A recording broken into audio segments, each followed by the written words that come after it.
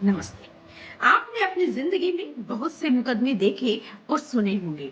जमीन के लिए, दौलत के लिए, मकान के लिए। लेकिन आज मैं आपको एक ऐसा मुकदमा सुनाने जा रही हूँ जो शायद इस दुनिया में पहली बार हुआ।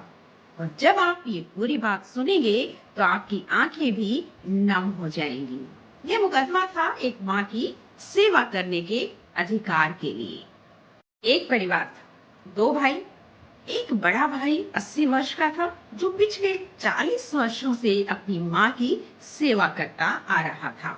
बिना रुके, बिना थके, बिना किसी शिकायत के माँ की हर जरूरत, हर तकलीफ उसने अकेले उठाई।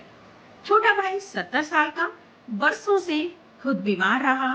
दिल में चाहत थी कि माँ की सेवा करूं, लेकिन तकदीर ने मौका नहीं दिया।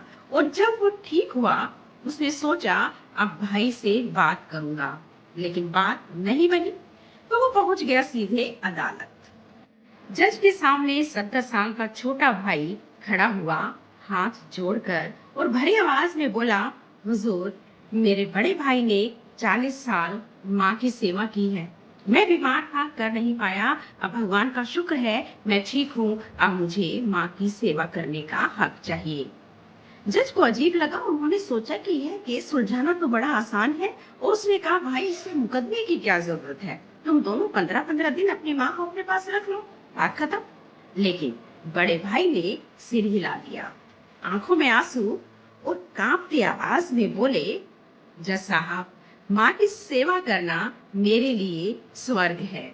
40 साल से यही मेरी जिंदगी है। अगर माँ को मेरे पास कोई तकलीफ है तो बेशक जाए, लेकिन मेरा स्वर्ग मैं अपनी मर्जी से नहीं जाने दे सकता। जिसने बहुत समझाया, अदालत में मौजूद लोगों ने भी समझाया, पर भाई नहीं माना।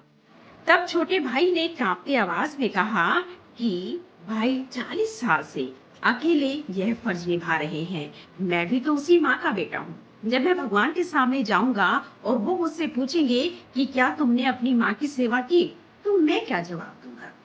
अदालत में सन्नाटा छा गया। जज ने एक फैसला किया, माँ को बुलाओ। और तब अदालत के उस दरवाजे से, जहां से आज तक मुजरिम आते थे, दाखिल हुई एक माँ। 98 साल की, 30 किलो का नाजुक कमजोर बदन, व्हील चेयर पर बैठी, झुर्रियों से भरा चेहरा, लेकिन उन आंखों में वही नूर था, वही ममता थी जो सिर्फ माँ की आंखों में होती है। पूरी अदालत उन्हें देखती रह गई। जज ने धीरे से पूछा, माँ जी, आप किसके साथ रहना चाहती हैं?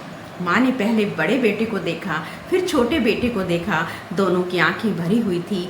माँ मुस्कुराई और बोली, मेरे लिए तो दोनों एक जैसे हैं।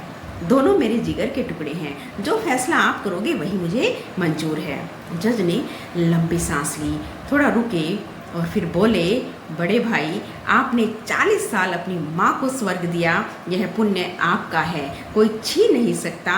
लेकिन अब आप 80 साल के हो गए हैं। अब ये सेवा का हक छोटे को मिलना चाहिए।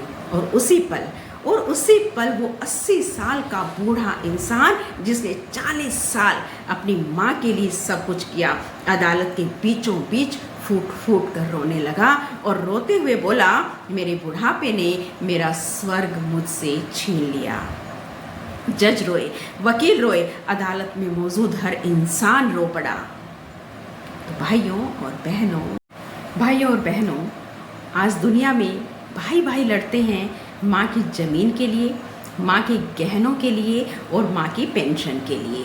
और यहाँ दो बुजुर्ग अदालत में पहुँचते हैं माँ की सेवा करने के लिए। अगर कभी भी घर में झगड़ा हो तो बस इतना होना चाहिए कि माँ मेरे पास रहेगी। दूसरा कहे, नहीं, माँ मेरे पास रहेगी, पिताजी मेरे साथ रहेंगे। इसके सिवाय घर में कोई लड़ाई नहीं होनी चाहिए, क्योंकि माँ बाप का कर्ज इस जिंदगी में कभी उतर नहीं सकता। जब तक माँ है, घर में स्वर्ग है। और यह मौका बार बार नहीं आता। माँ के कदमों में जन्नत होती है। धन्यवाद।